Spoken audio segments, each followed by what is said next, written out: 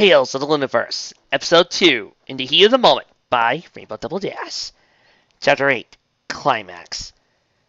Tracy started pounding on the door. It didn't stop until it opened, revealing a small gray unicorn filling with yellow eyes.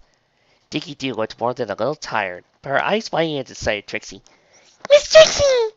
She exclaimed, looking a little worried. Mama said I wasn't supposed to see you till she said it was okay. It's okay, Dinky. I just meant when trying to go over learn magic. Ditsy's voice called. The Pegasus mailman came up to the door, looking Trixie up and down with one eye, while the other scrutinized the ceiling. You've looked better. Trixie, meanwhile, was frowning at Ditsy. You've been, Dinky, for seeing me while I was in heat? She asked in a hushed voice. Not that Dinky would have any problem hearing her. Ditsy held up her host defensively. Not like that, she insisted. I just heard you were in heat and figured you want personal space. Is that why I sparkle? Yes, Twilight answered, leaving a huff. Hello. Wait, Twilight? Dinky asked, pushing past her mother, made Trixie to look at the purple unicorn. Twilight backed away a step at the surprise of the foal. Oh, she exclaimed. Oh, I remember you now. You were on stage with Trixie when you invented the show, Dinky exclaimed. You came backstage and said Trixie was no good with magic and said I didn't know any better because I was just a fool, but my mama still says I'm smart for my age. Dinky? Ditsy interrupted the foal's tirade, coming forward and putting a hand on Dinky's withers. Calm down a moment. I'm sure Miss Sparkle is very sorry for that, and for the other stuff to happen in the evening time, right? The glance was directed towards Twilight, who took the little beam directly addressed. She glanced down between Dinky and Ditsy, one of her phrase associated with playing the bolt. But after a moment, and after a glare for Trixie as the other mouth hooked the name Raindrops, she wilted. Yeah, she admitted, looking at her own hopes. I'm sorry for interrupting this show, and for everything else that happened that night. I was an idiot. Dinky blinked a few times at that, considering, before closing her eyes and raising a huff. It's okay, she said, something almost like she was reciting something from memory. You said you're sorry, and you have to forgive ponies that you're saying you're sorry, and She opened one eye, looking pointedly at Twilight.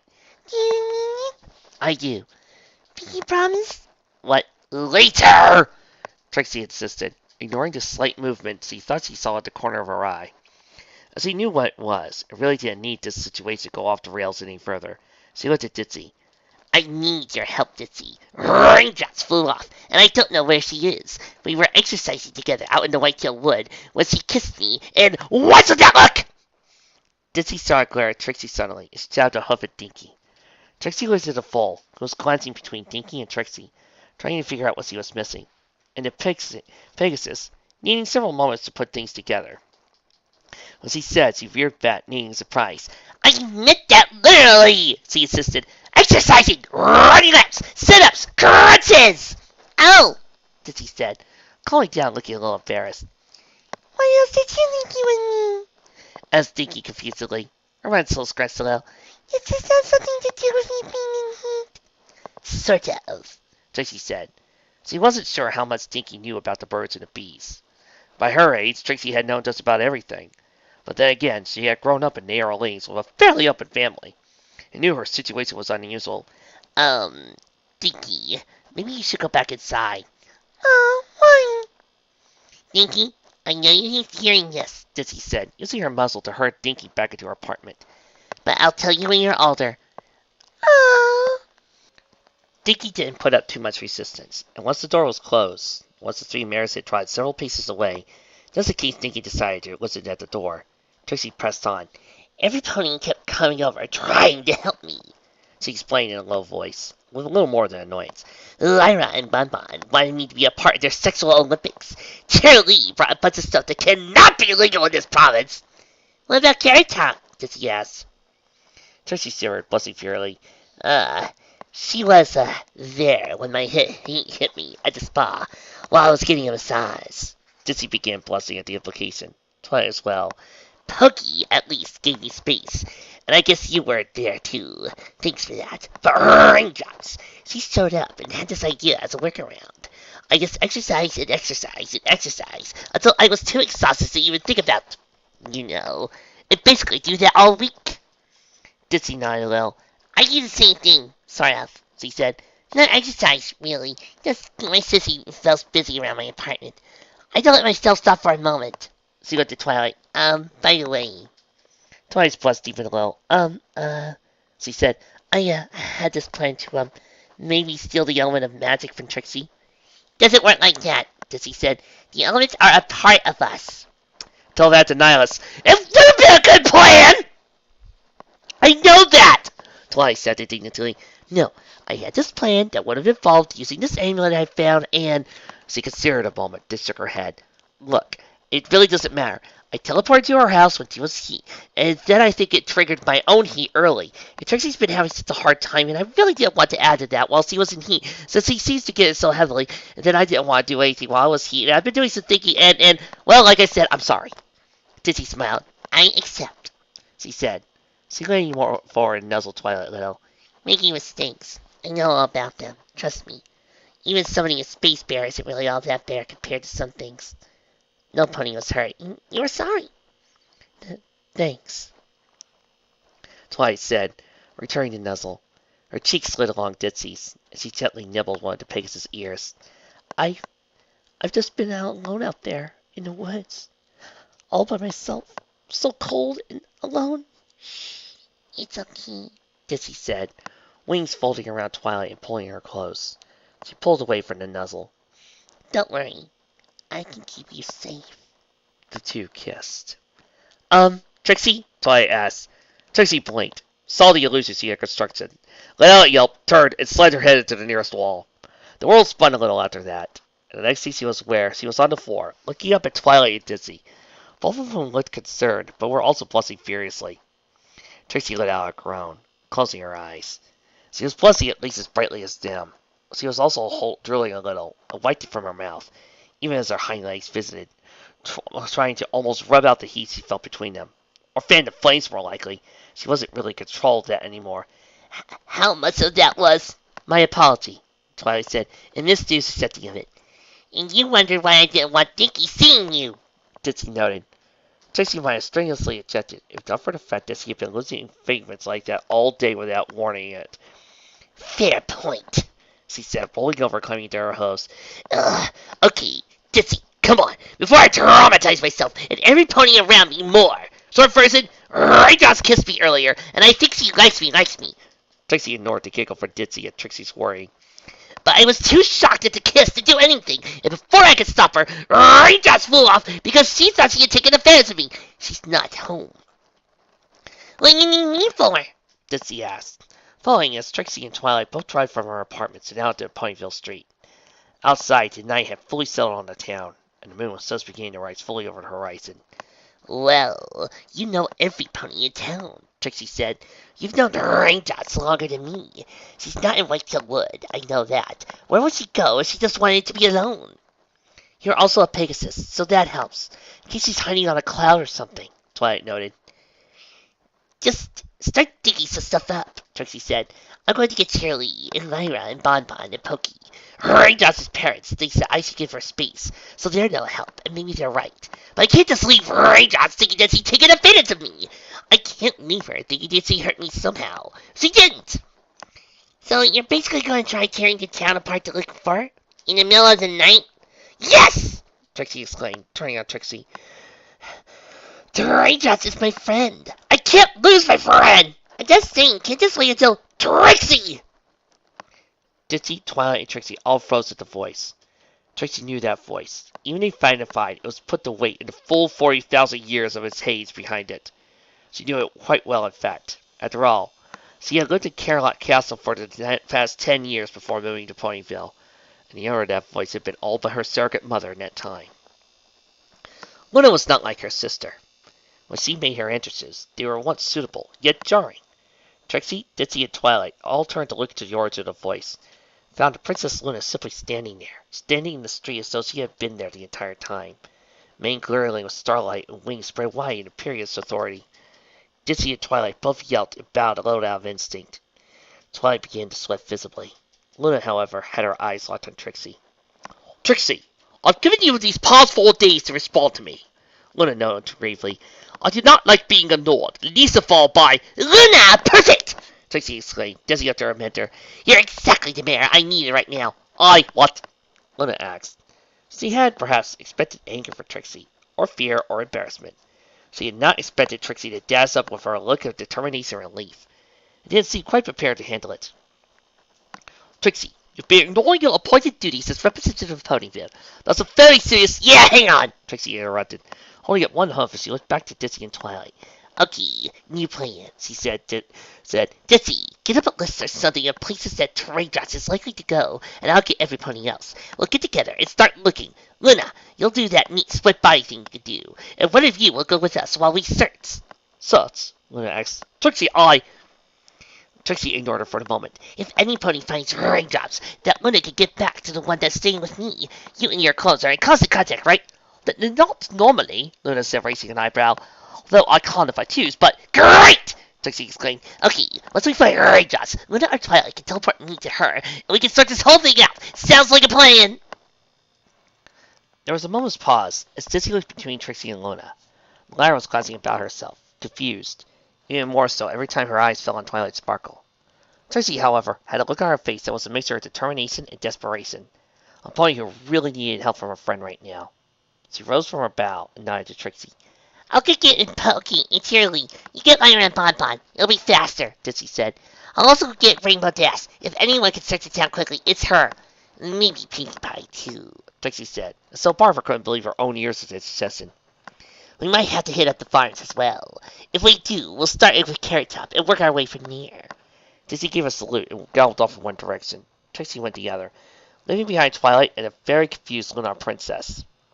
Glancing between the two of them, one hoof raised. Wait, Luna said, as though her apprentice didn't slow down or trot at all. Didn't seem that Luna wasn't chasing after her. Wait, I'm missing some context. Trixie, I'm really quite... Oh, whatever.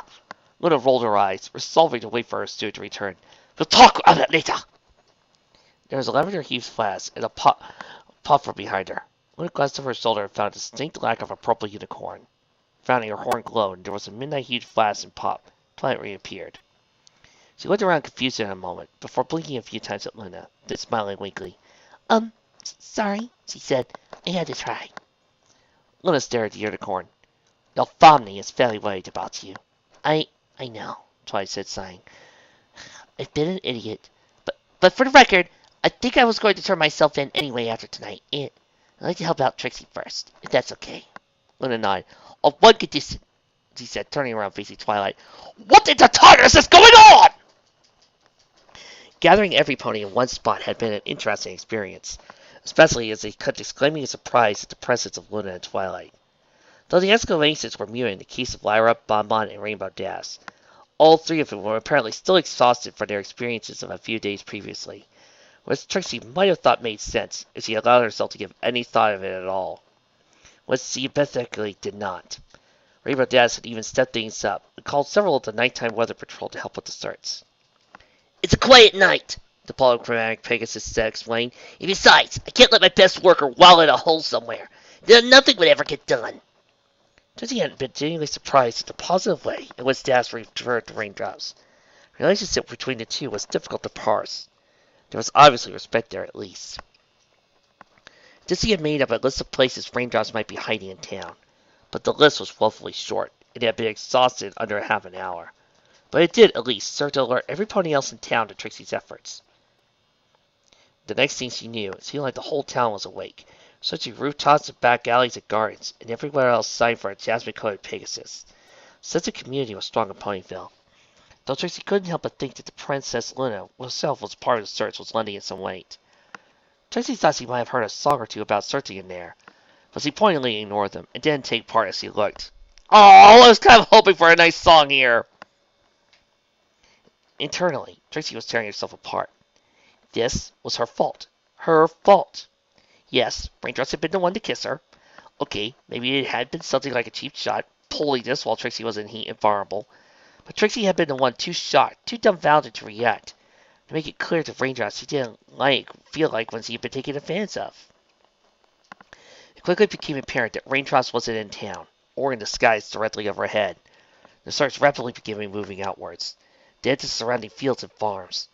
Trixie was on the edge of Whitetail Wood, looking over a tree with a blue horn light of the full town is referred as the castle tree.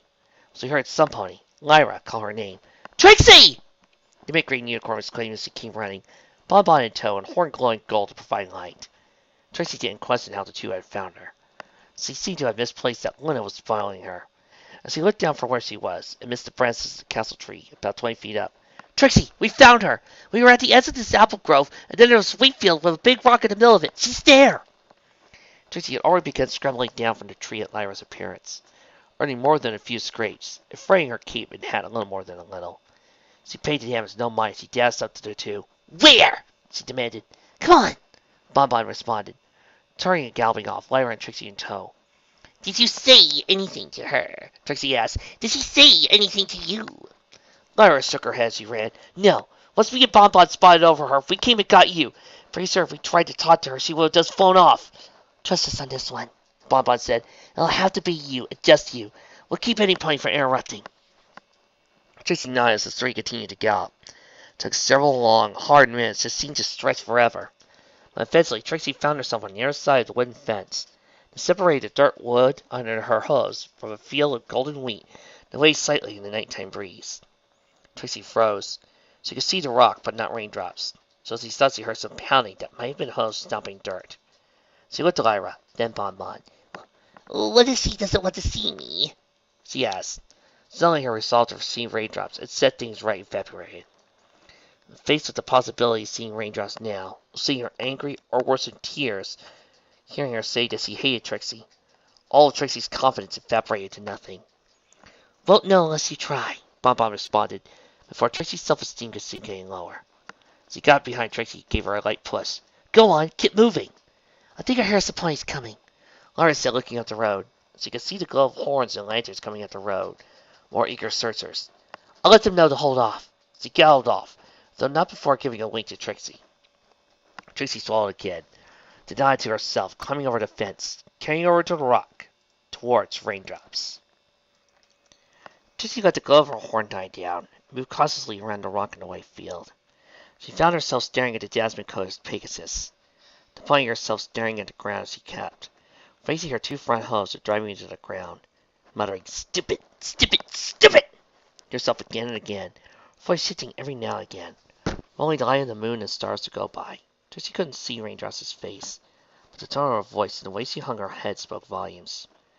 Trixie grimaced, taking off her hat and setting her horn glowing again, gently as possible not to startle Raindrops. It didn't work. Raindrops' wings flared in surprise at the new light. She was instantaneously on her hooves, ready to take the air. No! Wait! Trixie shouted, begged, and the sight of Raindrops nearly flying away from her again. Raindrops froze mid-leap. He glanced behind her and saw Trixie. Trixie! She exclaimed. Trixie let her horn glow bright. It saw Raindrops' face. She wished she hadn't. Raindrops' eyes were bloodshot, wide, rimmed with tears and lined with dirt.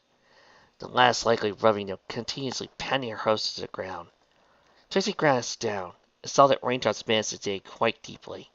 The Pegasus' hooves seemed a little worse for wear, but nothing a good hoof gear couldn't fix. She hadn't been injuring herself, at least. Trixie looked again at Raindrops. Hi, she said softly.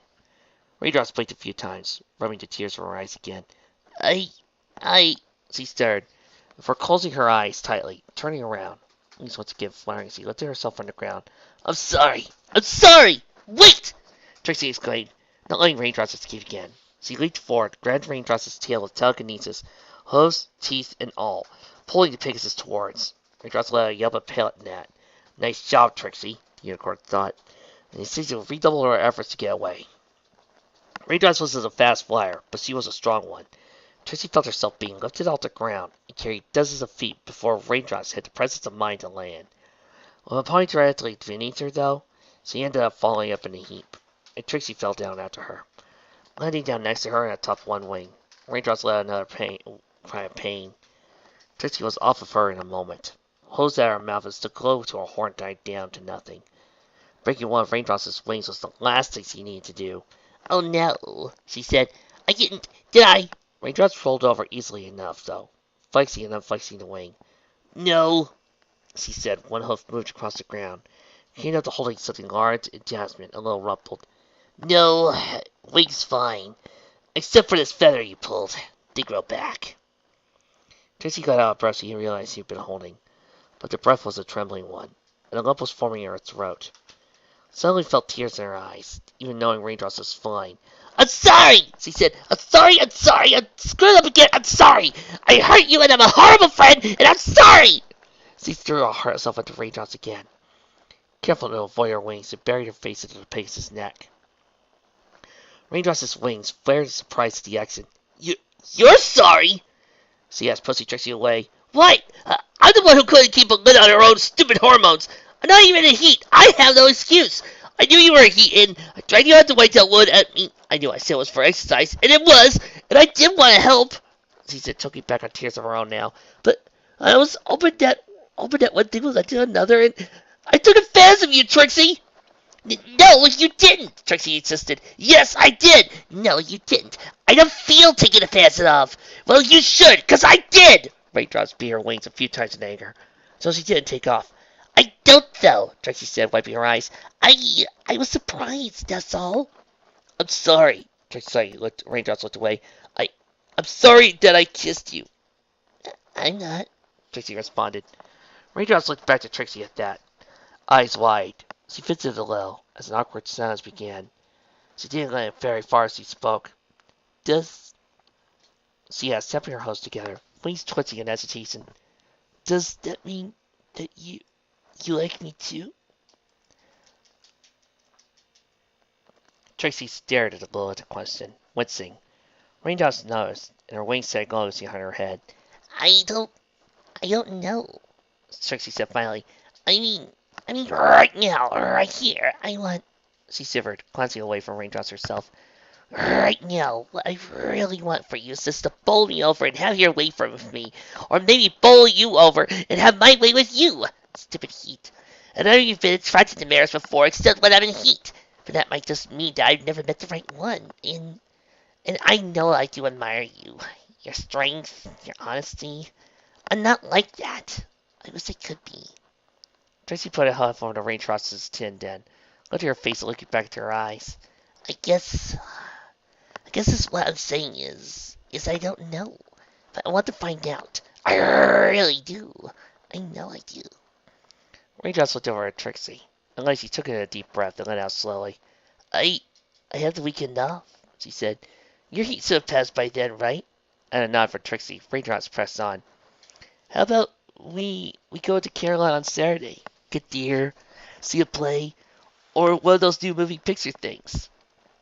Trixie smiled a little. I'd like that, she said.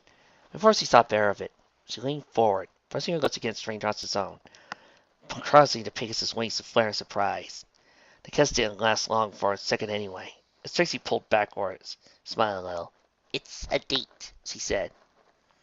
Raindrops blinked a few times, before laughing a little, leaning forward and nuzzling Trixie. Trixie returned it. This was an affectionate nuzzle between friends, not something that was going to lead to a bedroom, where even Trixie's quivering hormones could tell the difference. The two ponies' ears twitched, however, as they heard some annoyed mumbles from somewhere nearby. Glancing towards the rock Trixie had found Raindrops behind, the two saw nothing, except from poking out from behind it, a star-studded floating tail. Princess! Trixie demanded. At first, there was no response. Then Luna leaned out from behind a rock. Something following her, however, was the sight of Lyra, Bonbon, Pokey Pierce, Cheerilee, Ditzy, Rainbow Jazz, Twilight Sparkle, and somehow even Carrot Top and Pinkie Pie. Though the presence of the last probably helped explain how so many ponies had hidden behind the rock in the first place. It wasn't that big. Trixie felt herself seizing up at the sight of what happened to her. At the moment, it felt like half of Ponyville watched what Raindrops and Trixie had just gone through. Raindrops herself seemed shocked. Both were blushing furiously. You were spying on us? Raindrops demanded. You said you keep every pony away! Trixie exclaimed as he pointed an accusing hoof at Lyra. Lyra rolled her eyes, pointing her own hoof at Luna. Right, because I could stop an alicorn for doing what she wanted. And after that, it wasn't really fair for the rest of us to get left out in the cold. I did not need to get woken up after a whole day of work just to see what was going on, Carrot Top insisted. Need to make sure my best worker was okay, Raindrops explained. I need to make take notes for the pine, Pinkie Pie exclaimed. Cheerilee, Ditzy, Pokey Pierce, Twilight, Bonbon, and Luna all had the decency to look on like they knew they had been caught stealing cookies from the jar. Luna coughed slightly. Yes, well, she said. Congratulations, Trixie. Enjoy your date, where you can discuss ignoring. She considered what she was about to say for a moment, then finally shook her head. Hell, I suppose it doesn't really matter if you took the week off, but let's call it your vacation time. Trixie's eyes went wide. I get vacation time, she demanded. This was news to her. Luna didn't respond, still looking to Twilight. Twilight looked back before glancing and not sighing. Okay, she said, glanced up to Trixie. I'm gonna go to Caroline now. I think I have a lot of explaining to do and stuff to make up for. Trixie smiled. Not at the thought of Twilight on trial exactly, as much as Twilight finally taking responsibility for her actions in the mean evening time. Maybe we could work something out. Will you be in here for Ponyville for whatever you end up being sentenced with? I think the library doesn't have any pony working on it. Might be a good way to start paying back Ponyville. Luna smiled at that, as Twilight smiled at Trixie.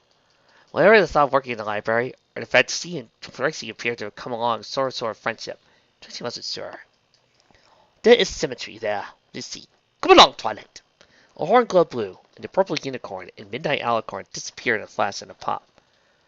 That was that, then. Trixie looked over at her friends, then to Raindrops. Right! I'm going to go home before all this turns out to be some kind of figment of my imagination. Raindrops! See you Saturday. Raindrops nodded, though she stopped Trixie from leaving with a wing over her withers. Then Trixie turned to look. Raindrops leaned in and kissed her again. Longer, somewhat more forceful kiss than the one Trixie had given Raindrops earlier. Sent straight from Trixie's lips down to her hips. Though a higher part of Trixie's brain knew that wasn't Raindrops' intention. She was still frozen in place when Raindrops pulled away. It's a date, the Pegasus promised. She beat her wings a few times and took to the air, flying off. And taking Trixie up with her, up into the sky, held in Raindrops' strong embrace, as the two soared over high while Raindrops' hood reached even lower, stroking and rubbing, flying upside down so Trixie didn't have to hold on as tightly, flipping Trixie around so Raindrops' tongue and Trixie's own could have an easier time pleasuring one another. Trixie, focus!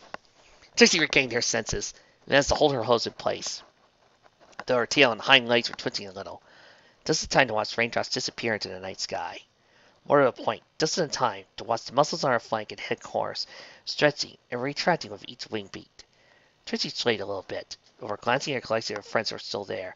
Quick! She said. My bath is broken. Where's the nearest lake or pond or whatever? The ponies collectively blinked, before Carrot grinning for some reason. Right behind her. There's a pond about half a mile that way. Through the apple trees and the big next to the pond. Can't miss it. Trixie was off. It was until an hour later, after she dove in, driven the heat from her body for the moment. Light climbed back down and realized the sheer amount of apples she was surrounded by. Apple trees, an apple cart. The barn had a big red rebel drawn on it. So you just relieved her heat by diving into the pond that the Apple clan used to water their fields. So he was very certain that they used for their drinking water as well. Trixie blinked a few times at the pond, and unfortunately, still dark farmhouse in the distance. She let out a long sigh as she gathered her hat and cape and began trying back home. They probably filter it, she decided. Last chapter. Epilogue. Months later. Raindrops and Trixie trotted into Whitetail Woods. It was taking a slight effort to simply trot and not jog, like they normally did. But then again, their destination wasn't Raindrops' clearing. They weren't there for exercise. How do you know so much about the whitetail, anyway? Trixie asked. Raindrops shrugged. Weather management policies to air out any clouds we're going to use for a day before we use them, she said. She and Trixie both had saddlebags laden with foodstuffs. Raindrops additionally had a rolled-up blanket balanced between her wings. Weather factory is good at making clouds, but they sort of smell when we first get them. Too much ozone. I never really noticed anything, Trixie noted. When you're around them all day long, trust me, you notice. Anyway, we aired them out over Whitetail, which means we get a lot of time to look the forest over. And that's how you found the lake? Well, I think it's not on a map of the woods, too. But yeah, I never noticed it until I was carrying some clouds over it a few months ago. Raindrop smiled gently. Surrounded by the willows, and if you need to wait out in the sun, this has a big flat rock on the east side that's good for getting warm before or after. Trixie smiled at the description. It was summer by now, hot enough that Trixie had left her cape back at her home, so walking through the forest without her hat on. A refreshing dip in a private lake was really sounding good right about now, even for Raindrops, who, as a Pegasus, had a resistance to extremes of heat and cold. Spending it with Trixie sounded even better.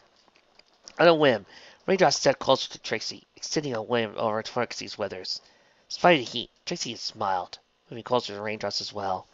She really liked it when Raindrops gave her a wing hug. The Pegasus had discovered. Dating Trixie, or at least doing anything more than talking or eating with her, had been a delicate exercise for Raindrops. She was not a Pegasus who prided herself on being delicate.